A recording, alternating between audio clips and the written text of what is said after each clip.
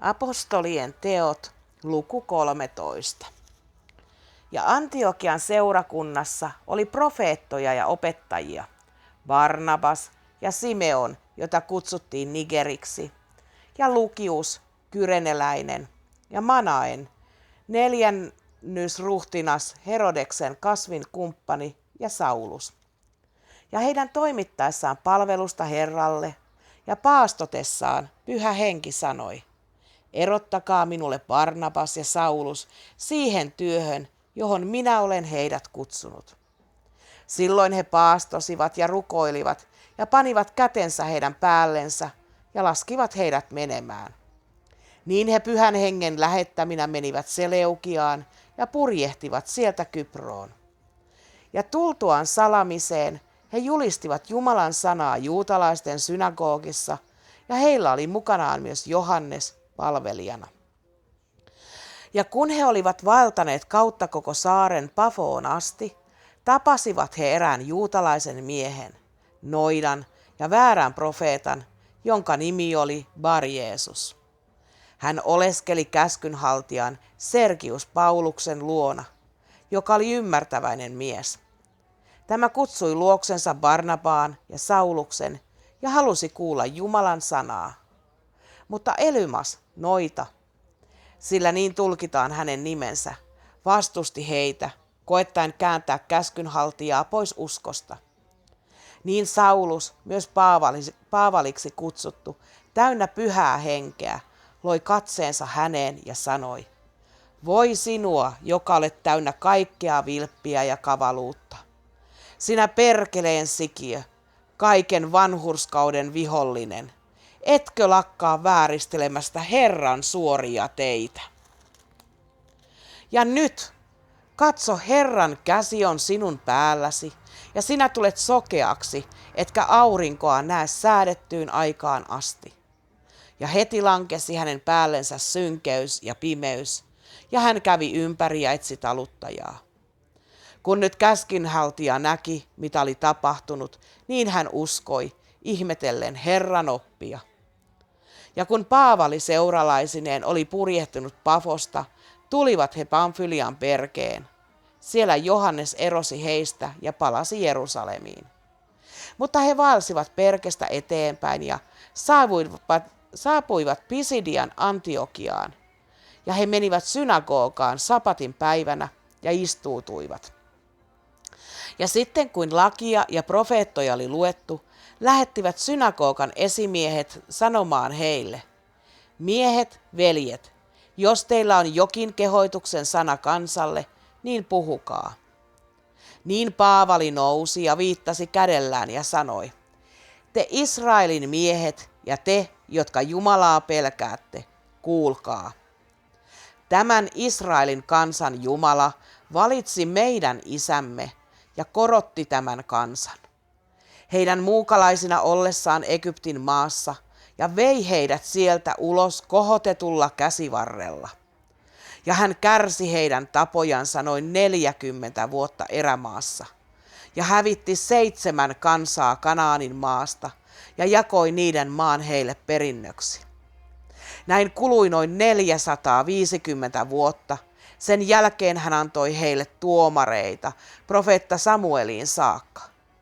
Ja sitten he anoivat kuningasta ja Jumala antoi heille Saulin, Kiisin pojan, miehen Benjaminin sukukunnasta 40 vuodeksi. Mutta hän pani hänet viralta ja herätti heille kuninkaaksi Daavidin, josta hän myös todisti ja sanoi: minä olen löytänyt Daavidin, Iisain pojan, sydämeni mukaisen miehen, joka on tekevä kaikessa minun tahtoni. Tämän jälkeläisistä on Jumala lupauksensa mukaan antanut tulla Jeesuksen Israelille vapahtajaksi. Sitten kun Johannes ennen hänen tuloansa oli saarnannut parannuksen kastetta kaikelle Israelin kansalle, mutta kun Johannes oli juoksunsa päättävä, sanoi hän: en minä ole se, joksi minua luulette, mutta katso, minun jälkeeni tulee se, jonka kenkiä minä en ole arvollinen jaloista riisumaan. Miehet, veljet, te Abrahamin suvun lapset, ja te, jotka Jumalaa pelkäätte, meille on tämän pelastuksen sana lähetetty. Sillä koska Jerusalemin asukkaat ja heidän hallitusmiehensä eivät Jeesusta tunteneet, niin he tuomitessaan hänet myös toteuttivat profeettain sanat, joita kunakin sapattina luetaan. Ja vaikka he eivät löytäneet mitään, mistä hän olisi kuoleman ansainnut, anoivat he Pilatukselta, että hänet surmattaisiin. Ja kun he olivat täyttäneet kaiken, mikä hänestä on kirjoitettu, ottivat he hänet alas puusta ja panivat hautaan. Mutta Jumala herätti hänet kuolleista, ja hän ilmestyi useina päivinä niille, jotka olivat tulleet hänen kanssansa Galileasta Jerusalemiin, ja jotka nyt ovat hänen todistajansa kansan edessä.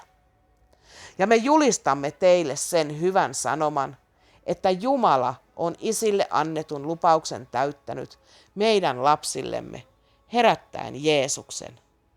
Niin kuin myös toisessa psalmissa on kirjoitettu, sinä olet minun poikani, tänä päivänä minä olen sinut synnyttänyt. Ja että hän herätti hänet kuolleista, niin ettei hän enää palaja katoavaisuuteen, sillä hän on sanonut näin, minä annan teille pyhät ja lujat Daavidin armot. Sen tähden hän myös toisessa paikassa sanoo, sinä et salli pyhäsi nähdä katoavaisuutta. Sillä kun Daavid oli aikanansa Jumalan tahtoa palvellut, nukkui hän ja tuli otetuksi isiensä tykö ja näki katoavaisuuden. Mutta hän, jonka Jumala herätti, ei nähnyt katoavaisuutta. Olkoon siis teille tiettävä, miehet ja veljet, että hänen kauttansa julistetaan teille syntien anteeksi antamus. Ja että jokainen, joka uskoo, tulee hänessä vanhurskaaksi, vapaaksi kaikesta, mistä te ette voineet Mooseksen lain kautta vanhurskaiksi tulla. Kavahtakaa siis, ettei teitä kohtaa se, mikä on puhuttu profeetoissa. Katsokaa, te halveksijat, ja ihmetelkää ja hukkukaa, sillä minä teen teidän päivinänne teon, jota ette uskoisi, jos joku sen kertoisi teille. Ja kun he lähtivät ulos, pyydettiin heitä puhumaan näitä asioita tulevanakin sapattina. Kun synagogasta hajaannuttiin, seurasivat monet juutalaiset ja Jumalaa pelkääväiset käännynnäiset Paavalia ja Barnabasta, jotka puhuivat heille ja kehoittivat heitä pysymään Jumalan armossa. Seuraavana sapattina kokoontui lähes koko kaupunki kuulemaan Jumalan sanaa. Mutta nähdessään kansan joukot, juutalaiset tulivat kiihkoa täyteen ja väittelivät Paavalin puheita vastaan ja herjasivat. Silloin Paavali ja Barnabas puhuivat rohkeasti ja sanoivat, teille oli Jumalan sana ensiksi puhuttava, mutta koska te työnnätte sen luotanne, ettekä katso itseänne mahdollisiksi iankaikkiseen elämään, niin katso, me käännymme pakanain puoleen. Sillä näin on Herra meitä käskenyt.